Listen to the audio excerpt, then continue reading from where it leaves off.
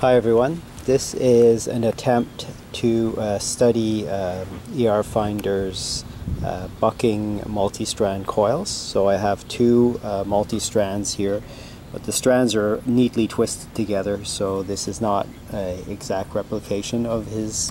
That's why I'm calling it an attempt to study his effect.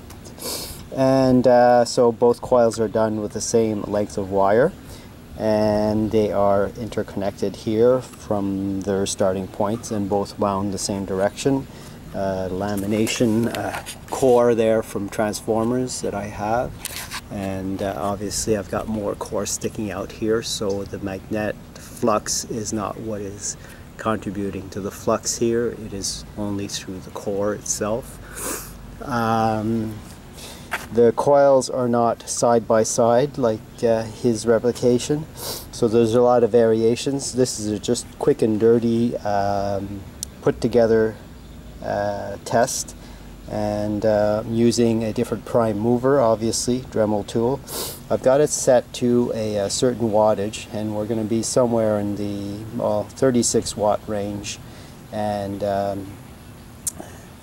RPM seems to kick in the effect, and we're going to be looking at the voltage and frequency on the load resistor here. So I have basically two 1 ohm resistors in parallel to give me a 0.5 ohm resistance, and that will be the load resistor that we're going to see this RMS voltage across.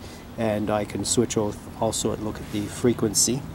Once I start this, it's a little noisy, and so I can only show you what's happening. So there you go. It's a quick and dirty replication, I guess, and that's why I'm not calling it a replication. It's just a way to study it.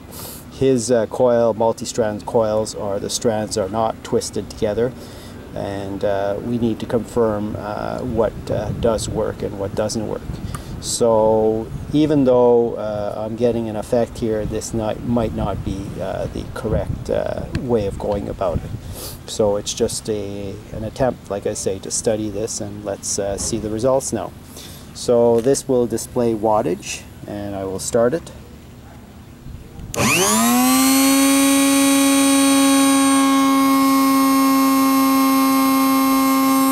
as you see there, we have about 42 watts, and we have fluctuations in the power grid, plus the motor needs to actually warm up the bearings for it to find its leveling RPM. So right now, as you see, we're down to 39 watts about, and I have this lead here where the outputs are, and I will short the outputs. So we're now at 38 watts. I've now shorted the output, and you should be able to hear the change. There's a drop. So obviously a drop in power as the RPM increases. I'll remove the short, and the consumption goes back up. So obviously you can see a change. But some people might not like this, but this is basically the Pain Pines coil effect here going on. And because here I will put a load on, so I'll connect the load right now. And we have 0.57 or 0.58 volts across our 0.5 ohm resistor. And as you can see, our wattage is there displayed. I'll disconnect the load. Load is disconnected. I'll connect the load. Load is connected. So there's, at this RPM, which happens to be 300 hertz about, right there, is the RPM that we can get this effect. If I lower the RPM, here I lower the RPM, let's go down low. So here we have basically 18.9 watts, and we're under load. And if you look, the voltage is identical. It does not change as you lower the RPM. I remove the load resistor, and now you hear the RPM go up.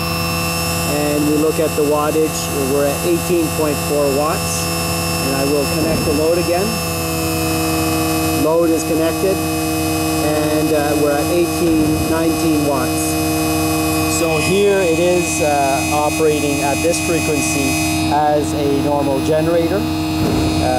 Sorry about the noise here. I'm doing this outside in a yard, and there's a lot of noise around here. And so there you go, the same kind of effect that happens in Feinheim's generator coils as well. I should know, I build them, and I've studied and worked with Fein, and we're looking at basically the same kind of effect with this configuration here. I will need to further test other coil configurations, and this idea of the bucking coils, that is a new idea. Obviously that's what really got my attention, is multi-strands, which is something that's happening in Feinheim's coils as well. And but the bucking configuration, that is interesting to me, and that's really what drew me towards wanting to do a replication of this. So I kind of have an effect here, and it's up to you to decide what you want to believe or not. And that's it. I think that does for the first test. Thanks. Bye now.